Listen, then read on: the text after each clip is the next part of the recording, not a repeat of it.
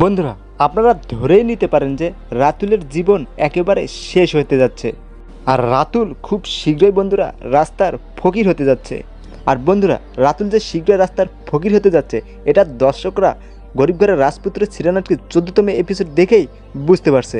কেননা বন্ধুরা, রাতুল কেবলমাত্র ধ্বংসের পথের দিকে এক পা এগিয়ে দিল। রাতুল ইতিমধ্যে শামিলা ইন্ডাস্ট্রির একটা প্রজেক্ট নেওয়ার জন্য তাকে যে শর্তগুলো দেওয়া হচ্ছে সেই শর্তে রাতুল একেবারেই পা দিয়েছে। আর পা দিবে না বা কেন? এখানে লোভ দেখানো হচ্ছে অনেক টাকার। আর এই টাকার লোভ না সামলার কারণেই রাতুলকে যা করতে বলছে রাতুল ঠিক তাই করছে। আর এই মাস্টার মাইন্ডের মূল হোতাটাই হচ্ছে মেঘলা। কারণ এই মেঘলাই রাতুলকে একেবারে রাস্তার ফকির বানিয়ে দেবে।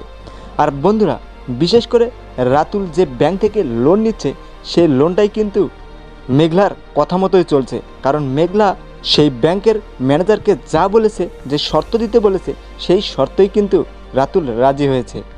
মানেটা বন্ধুরা, যদি রাতুলের এই প্রজেক্ট কোনোভাবে বাতিল হয়ে যায় তাহলে মাত্র 50 দিনের মধ্যেই রাতুলকে সমস্ত টাকা বুঝে দিতে হবে সুদে আসলে।